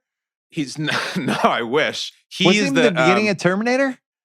No, Paxton's in the beginning of Terminator, but Britt Leach is not, as far as I know, is not. He has a scene in Father of the Bride when George Banks crashes out, as they say, at the hot dogs. He's the grocery store manager. And Britt Leach is also in The Great Outdoors. Just a couple memorable roles, and he's just so good in this. Britt Leach. I have a scary bald biker guy with the ears. Sure. He's one of those guys. He's been a scary guy. And then the lead biker guy of whatever that Road Warrior gang was also one of the bad guys in Commando. Yeah, he's that Bennett. You love very much. Yeah. He's like the number one guy with the chainmail. Like that's the same role. Vernon Wells. Hey, Bennett. I'm going to take the knife from you, Bennett. You don't need the gun. I'll twist the knife. Come on, Bennett. Let off some steam. That was years ago we did that. Dion Waiters Award. I have Gary's dad. I know it's not the right choice, but I love Gary's dad. I love how much you love Gary's dad. I love Gary's dad. Who is this Gary character? What do you have for Dion? Well, Dad, he's a plumber, and he's into plumbing, and he plumbs, right, Dad? No, I mean, I have Chet, Bill Paxton. He's only in 3 scenes. He disappears for an hour. Oh yeah, Chet. I think he's the best part of the movie. I thought of Chet as like being an action, but you're right. If he's only in 3 scenes, he's eligible for Dion. You two donkey dicks couldn't get laid in a morgue. Like, just fucking awesome. Awesome. I say it all the time. Maybe Gary's dad should just be a new category. What would it be? I don't know. Describe it? Gary's dad. I don't know why I love this character so much. Great. The Gary's Dad Award. Recasting couch director City. So, I mean, Downey being Wyatt is clearly the answer. I nailed it. I'd like to test drive dumping Downey's buddy, played by Robert Russler. Yeah. And like, where's Zabka? How is he not in this? Like, Zabka just should have been in all of these movies. It's 4 scenes. He just has to be at a mall scene. He has to be at the party. Like, he filmed 2 scenes in the bedroom. Like, he could have. There's 3 days he could have just jumped in and filmed here. I don't know where he was. You couldn't be more right. And here's why. It's like the Keymaster and the Gatekeeper getting together. We need William Zabka, bully, to be bullying Anthony Michael Hall, nerd. And that's what we need. We never got it. We never got it. It's like how we never got Sugar Ray Leonard versus Aaron Pryor. I wanted that for the entire 80s. We gotta have it. Just never had it. Half-assed research didn't have a lot here other than the production was kept closed because they wanted to keep the film's plot a secret for some reason. But then the Ilan Mitchell-Smith has given a couple interviews since, and he said that there's a scene that Bill Paxton loved being around the filming and just seems like the greatest guy. But in the party scene, apparently he dresses up in his sunglasses and a trench coat, and he's in the party scene, and it's Chet. See, that's awesome. But you don't realize that it's him, but it's Bill Paxton because he just wanted to be around. That's everybody associated with this movie is like, so Chet's the biggest asshole of all time. They're like, Bill Paxton is the nicest person I've ever met in my life. Yeah, everyone loves Bill Paxton. And you don't get him doing comedy much. It's like, No. it's here, it's True Lies when he's hilarious. And then even in serious movies like Aliens, when he's just like, game over, man. Like, that's so fucking funny. So when he does it, he does it great. Apex Mountain. Yeah. Anthony Michael Hall, I'm going to say yes. It is. This is like, right, this Weird Science Breakfast Club combo is right when it happened. Ilan Mitchell-Smith, definitely yes. Oh, yeah. Kelly LeBrock, also a yes. Yep. Woman in Red, then this. Paxton, no. Asshole older brothers in a comedy, I'm going to say yes. I think Chet's as good as we did. He's competing against the Home Alone older brother. Like, there's a couple, but I still feel like Chet's the best. Buzz doesn't win because the Home Alone uncle, Frank, is worse than Buzz, and he takes all his shine. But yeah, Chet is horrible. Shermer High School, probably Breakfast Club. Definitely. John Hughes. Heat check time. Heat check. He's making a movie about a guy's making a woman, and they're like, yeah, sure, do it. Whatever you want. Same year as Breakfast Club. I think it's Breakfast Club, though, which comes out after. Right? Does it come out after or before? February 85. This is August. Breakfast Club came out before. So I think it's Breakfast Club. Either way, it's Breakfast Club. Although some people would say it's the late 80s when he writes Home Alone and but I don't even know. I've wrestled with this my whole life. Do you like Breakfast Club or Ferris better?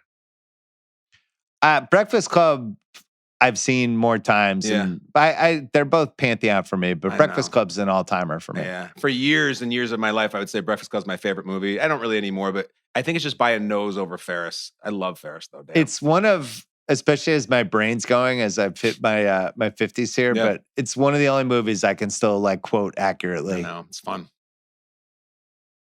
It's really fun. Larry Lester's buns, taping them together. And you know what they do in that movie? It's the same thing they do here. Hughes always makes you eat your vegetables. There's always going to be some sort of sentimental scene at the end. It's not just horny high school stuff, but Andrew Clark getting high and crying about his dad. This is Gary and Wyatt being like, I want you to like me for me. That's why that's not really my car. Like, Hughes will always give you a little bit of green beans on the side. Toads, Apex Mountain, for people being turned into a toad. I'm going to say yes. So Greasy pork sandwiches on dirty ashtray. Shit? Like, what? Yeah. What is that creature? Is he a pile of feces? Is he a frog? Is he I don't even know what it is. He's a feces toad that eats flesh. Yes. Greasy pork sandwiches on dirty ashtray. Yes. How about this? 80s high school party scenes. I got it on my list. And I'll say it as boldly as I can. This is the one for me. This is number one high school party movie in any decade. It's just, and the reasons why I think that fucking house is amazing. Wyatt has this huge mansion with like a lake outside and a gate. Yeah. She uses magic. So like there's all this food and like the lighting's perfect. There's a full bar with bartenders and scotch and stuff. And like the music's cool. And this is the party I wanted to go to when I was a little kid. I think that's fair. 80s fantasy women, no. Unless they're created from a computer. Sure. And then 80s houses coming back together right before the parents get home. I still think it's risky business. Definitely. Well, the auction. Unloading Guido, the killer pimp. Yeah. Like carrying the egg, bringing the stuff back. So good. Great stuff. Cruz or Hanks? Cruz is Wyatt, like early 80s Cruz, like Outsiders Cruz. I was thinking of like of Losing It Cruz. Losing It Cruz as Wyatt. And by the way, when's the Losing It pod, Bill? When's that coming? Him and Shelley Long. You only have so many Cruz films left. I think Cruz bought that out. I don't think it exists. It's like how Johnny Depp bought out Private Resort with him and who's the guy? Rob Morrow. Yeah, you can't find that movie. The movie's gone. You can't find Soul Man. You can't find Losing It. And I remember I read like a rundown once that Cruz did with Entertainment Weekly where he gave like one take on all his movies that he did. And they're like, Losing It. And he's like, yeah, that really made me learn about what projects to pick. And that was like his only comment. Yeah. I don't think he's proud. It's not good. And then he went and bought every copy that was left. Right. Scorsese or Spielberg? Probably Spielberg. I think the horny teenage thing would have resonated with him in some way. I think Spielberg for sure. I just think like, how cool was it, dude, that Hughes and Spielberg just holding down the 80s on totally different corners, totally different types of movies, never worked together, never crossed over. Like the closest they got was that Chris Columbus was a Spielberg protege and he ended up directing Home Alone. If they could have movie swapped, I would have Spielberg direct Weird Science and I would have Hughes direct The Goonies, which he produced. But like the kids and the fun that they get into, like that would be the perfect swap. I'd love a Hughes Goonies. It's a good idea for Category, movie Two directors swap. swap. Yeah, Yes. movie swap. I'm going to have to mark that one down. What role would Philip Seymour Hoffman have played? Clearly, Chet. How'd you like a greasy pork sandwich? Yeah, Like, he would be awesome. He would have played him as like son of a woman that whatever his character was in that. With the jacket, yeah. Yeah. All right, picking nits. Sure. We already mentioned the boys are getting the sex out of the way as soon as she's now. created. That's happening. This movie should have just been rated R. Yeah. And what would they do with it? This is one of the things we figured out 20 years later in the Superbad era. It's like, why are we trying to make PG movies thinking kids aren't just going to go buy a ticket to another movie and then sneak into this one? Why aren't we building buzz? Why aren't we pushing the envelope? For some reason, none of that stuff really clicked until about 2004. Mm-hmm. And Well, it's a shame.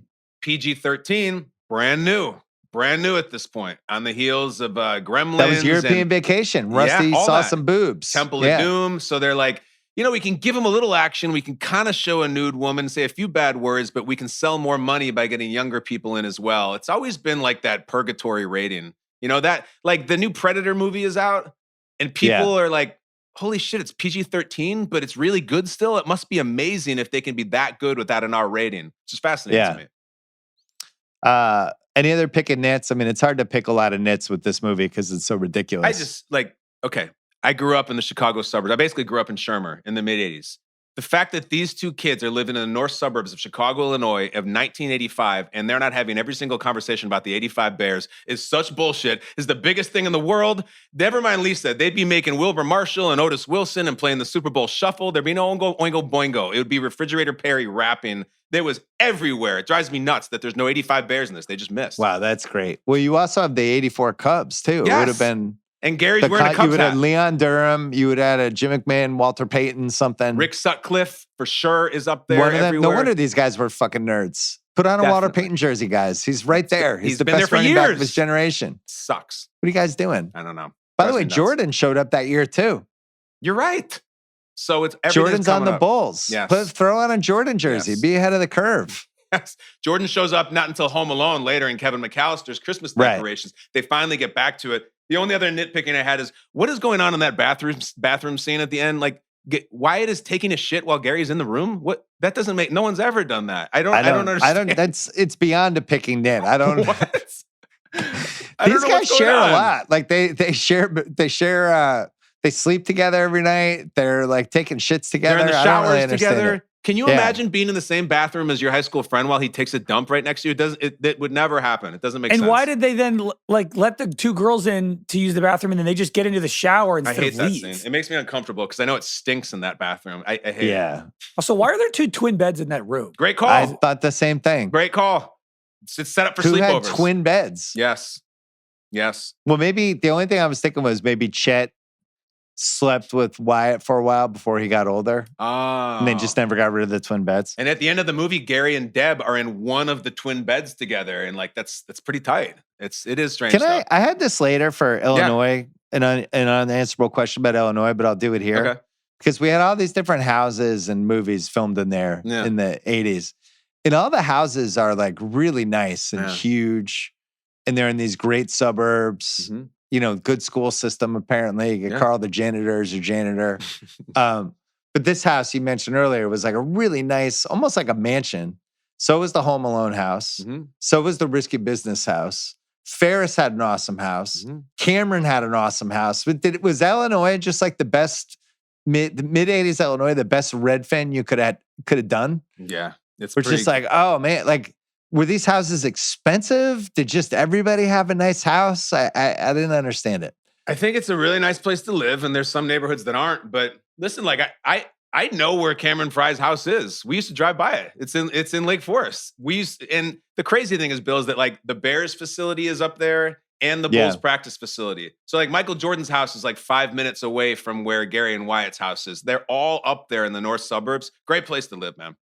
We should have given the Amanda Dobbins real estate category to the house because I just thought it was an awesome house. It is. Sequel, prequel, prestige, TV, all black cast, or untouchable. All black cast would have been interesting. Sure. Maybe like a 1994 range, all black cast. You get like Alfonso Ribeiro's one of the nerds.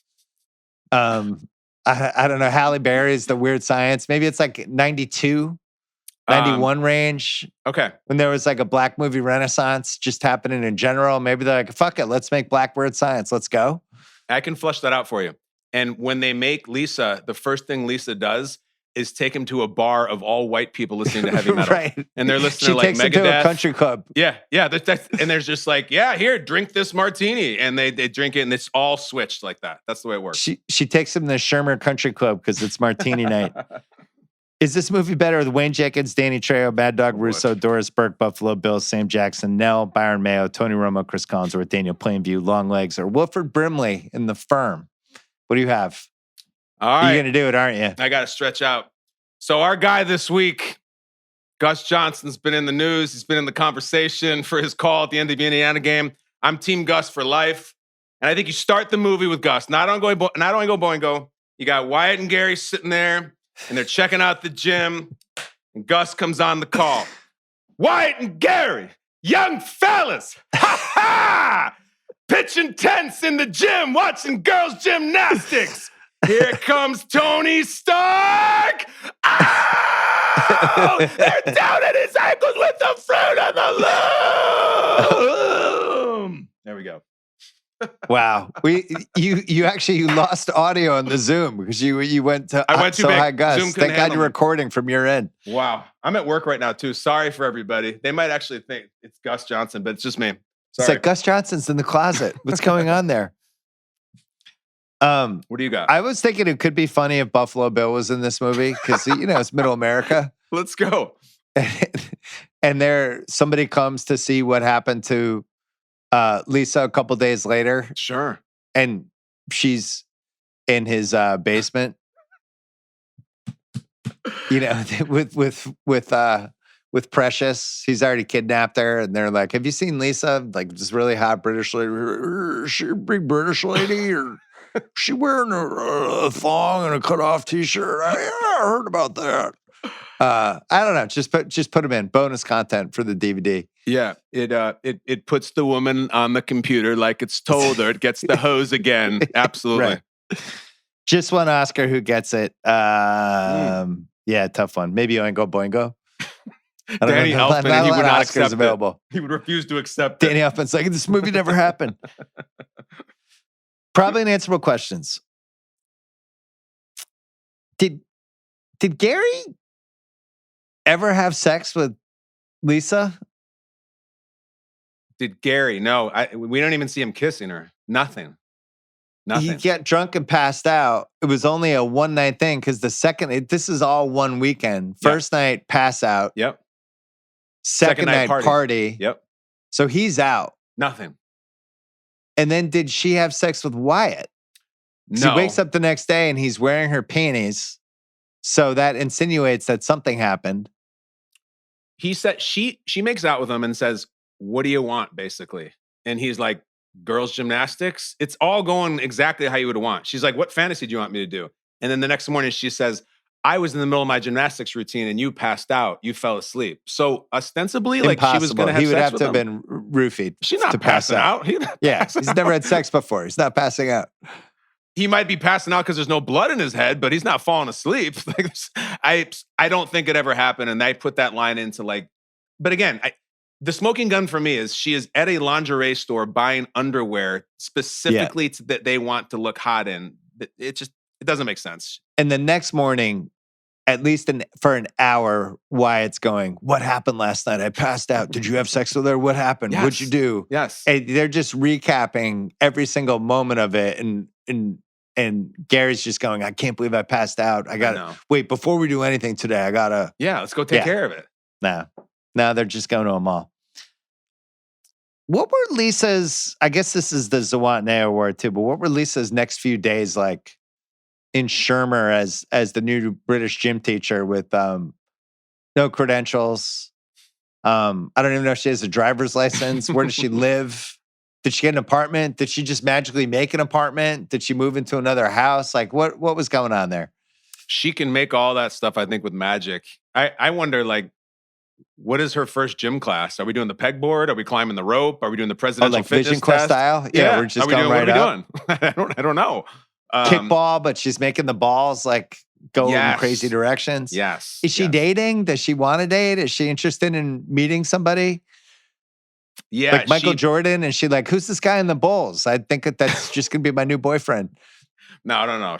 We know that she likes him very, very, very unathletic. You know that. I mean, I'm talking Gary White and Seagal in both lives. Did Lisa eat and go to the bathroom? Yeah, because we see her drinking. Was she fully drinking. human? Yeah, I think we see her drinking, and I love that we're asking this. This is reminding me of when a cigarette at one point. On the Star Wars pod, when you spent 10 minutes being like, so does Chewbacca take a shit? And I was like, way in. I'm like, this is why I listen. Does Chewbacca have an asshole? Like, what's his deal? Yeah, he's like a dog. And yes, Lisa does. And she takes shits. And she might have even peed when she's in the shower with Wyatt and Gary. Sure, let her rip. Okay. Yes. I want to make sure. Did you have any unanswerables? Because I'm going to move on. Just quickly, is this movie like spinning clock at the end? It's so short that they just, for some reason, inexplicably put in a chase scene with police that doesn't add up to anything. And they go in front of the train like it's Dukes of Hazzard for no reason. I feel like they're like, we need 3 more minutes to make it a movie. It just does nothing. Hughes is like, we got to get to 88 minutes. That's what I told the studio. Ferrari chase scene. What piece of memorabilia would you want or not want from this movie? I just want to point out the jacket worn by Kelly LeBrock in this film. Go on. Was sold to a pawn shop in Beverly Hills for $25,000. It's a nice jacket. Ago. The sleeveless one. Yeah. I would get that if I would give it to my wife, but she's not wearing that. I would think of another family member, though. My souvenir bill will be Wyatt's incredible full-ass treasure chest of Playboys. And with the trunk itself. With the trunk itself. Yeah, under the tree for my son when he's the right age on Christmas. Have fun, son. Go with God. That'd be it. So I wanted, when they go up the stairs in Wyatt's house a couple of times, there's a family portrait of Wyatt and his family. Awesome. And then later at the party, they all have the Hitler mustaches drawn on them. And I just think having that portrait would be hilarious. It's awesome. People always say they want the Tony Soprano portrait when he's with Pyomai with like the Napoleon. Like Paulie takes. No, you're like, no, this is Wyatt's family from Home Alone, from Weird Science, the real family. It's a great portrait. Well, there was the Dirk Diggler portrait. Yes. Was available a couple times. And I went on the auction site because I was like, hey, if this isn't, and it went for like some crazy price. Like 5 figures? Crazy. Like 6 figures. It's the worst painting of all time, too. It's horrible. It has Jesse St. James in the bottom right as like she actually painted it. Yeah. And I wanted it for the studio, but it just didn't work out. The Coach Finstock Award Best Life Lesson. We could deal with shame. Death is a much bigger issue. It's a heavy line, yeah. Just put that in your high school yearbook, ready to go. What's your double feature? Mannequin. I'm doing Andrew McCarthy and Kim Cattrall. Nothing's going to stop us now. A magical woman comes out of nowhere. You got Hollywood. You got the guy from Police Academy. And Bill, if the painting's too expensive for the studio, you should see if they have those DD drapes that they close that are embroidered with Dirk Diggler. That's probably way cheaper. Imagine that. I'll look at that. I'll search for that later. My double feature is Breakfast Club for the same reason my Who Won the Movie pick is Anthony Michael Hall. I just think it's an Anthony Michael Hall double feature where you're like, this guy should have at least been how we talk about Jonah Hill now. Yeah. As popping in all these different awesome movies and just having a bigger run. And he became a really good character actor later in his career. But I just feel like it's just too bad. But this is the 80s. Like weird shit happened. And I know he had some issues, but it's too bad. He really carries Ilan Mitchell-Smith in this movie too. Like I feel like he's Jamar Chase and Mitchell-Smith is like Jake Browning. Like, you know what I mean? Like he's just carrying. You know what I mean? Give me the ball, dude. Just give me the ball any way possible. Who do you have for Who Won the Movie? I had LeBrock written down. Like I think Anthony Michael Hall's been great in other stuff. She's just sensational. If she doesn't work, the movie's terrible. And I think it's really cool that she didn't do a movie for another 5 years. She just seems like a cool lady. She refers to Hard to Kill, that movie. If you ask her, she refers to it as Hard to Watch. Like, she's self-deprecating. She's cool. I think for her. Not hard to watch for us. Hell no. Every time. I'd watch it tonight. All right, Craig, you've intentionally held off your take. I can't wait. What do you got? Man, we throw this movie in the vault with the movies that need to be studied and revisited every decade. I think it's in the running. I think it's in the running for the most 80s movie ever. Okay. Obviously, you guys can make that call better than me, but man, the clothing, the hair, just prime 80s, the cheesy effects, the like close-up facial reactions, like when they see Kelly LeBrock for the first time, they do like the head wiggle with the sound effect, which is so 80s. There's like a 10-minute offensive scene. You got a mall scene, Road Warrior, Oingo Boingo, Anthony Michael Hall himself. Yeah. I will say, when I went into this movie, I didn't know it was, I don't watch trailers. I don't look up anything about the movie. I just watch it. So I didn't know it was PG-13, assumed it was R. Was kind of expecting Kelly LeBrock naked in like the first 10 minutes. Yeah. Like the shower scene, I was like, here we go. And then they cut off at the legs. I was slightly disappointed there, and it kind of like changed my calculus of what the movie was, because it's John Hughes. But I thought LeBrock crushed it. I thought her accent also worked. I think this movie has like, I don't know, 5 of the most inexplicable scenes of the 80s. Yeah. Like Anthony Michael Hall talking like Richard Pryor. Yeah. Everything is completely insane, but also very wholesome. Like they don't know what to do with Lisa but stare at her. I don't know why. The one quibble I have, why did they make her as smart as Einstein? Why would you want to do that? You wouldn't, Craig. No. Why? Like, I know that sounds bad, but like, you're 15 years old. Like, you don't want her to be that smart. Like, right. Why Einstein? Smartest person in the world? It makes no sense. That's great. I think they were really ad-libbing a lot of that when they were making The Perfect Woman. I think they probably would have done some do-overs. This movie's that did do it again. This movie's insane. This movie's just out of control 80s. Everything about it. It's so goofy to me, but I have to remind myself that like the scarcity of male fantasy content that was available. But Craig, you must have been like, holy shit, when I'm through all but 5 minutes of this movie, and I think I've seen it all, and then when Chet turns into the piece of shit frog, you're like, what? Right? The movie was like normal, kooky 80s until the Road Warrior people showed up, and then Chet turned into Jabba the Hutt. And I was like, all right, I officially don't know what the fuck's going on. And I don't think Hughes did either, because he's just trying to finish it as fast as possible, because this was how he was allowed to make The Breakfast Club if he also agreed. So he's just trying to get through this because he wants to make Pretty in Pink.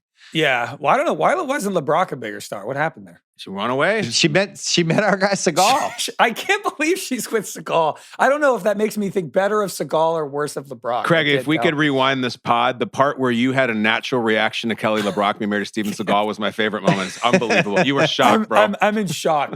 Kyle, you being like, she's so cool. She's so self-aware. I'm like, how is she so self-aware? She married to him a long time. I don't know. They even survived when he had the no intimacy coordinator scene. What was that? Above the Law? Which one? That was Hard to Kill. Hard to Kill. Yeah. No, wasn't Hard to Kill. Hard to Kill is the one she's in with LeBrock.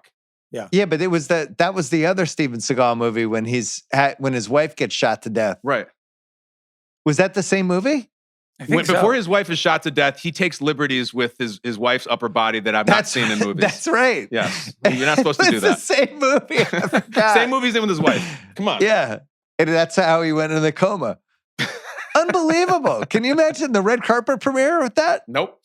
She's like, I didn't realize you went like this crazy. Anyway, all right. So Craig, you enjoyed it. Yeah, of course. Like it's 88 minutes. It's remarkable how many memorable moments there are in 90 minutes. Yeah. Like so many things happen. There are so many scenes that just will stick in your brain forever. It's an insane movie. The 80s are just fucking crazy. I heard you really missed your calling, Craig. Feeding images and input into a computer to make the perfect specimen. Bill, is it true that that's how Robert Kraft made Drake May? I heard that's the rumor going around the NFL. A little bit of Josh Allen, a little bit of yeah. We love Drake May is a hero in New England right now. You better He's believe even it. has his wife is doing cooking stuff, and do you see all the Pats fans? They call her the first lady. It's just great. It worked out awesome. I think really happy for you. I think it's Mr. Kraft is there with the supercomputer. He's got pictures of Brady and Drew Bledsoe and Doug Flutie and little Brian Hoyer's brain, and like he just puts them all in, and it came out Drake May. It's a beautiful thing. Jason Tatum he threw in there just for the hell of it. And they picked a good name, Drake May. They didn't pick Lisa. Yeah. All right. Thanks to Kyle Brandt. A pleasure as always. Thanks for pushing to do this. Thanks to Craig Horlbeck. Thanks to Gahal. We'll be back next week with probably not one from the 80s next week. We'll try to get a little more modern, but good to see you guys. Thanks.